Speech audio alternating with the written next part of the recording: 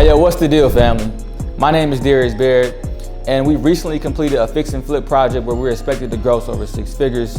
For me, I'm always a big fan of highlighting the things that I learned so everybody can learn from my experience.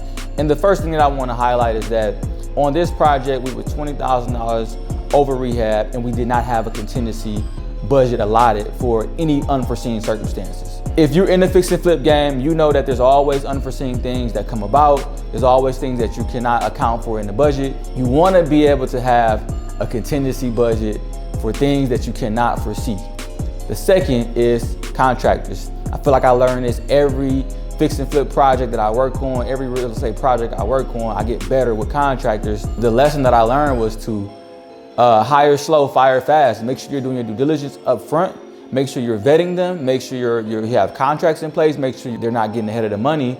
And when they're not meeting the expectations and deadlines, fire them and move on. Because a contractor can be the Achilles heel in this business, and they can actually hold up you from executing to meet your goals, right? And the last one is time.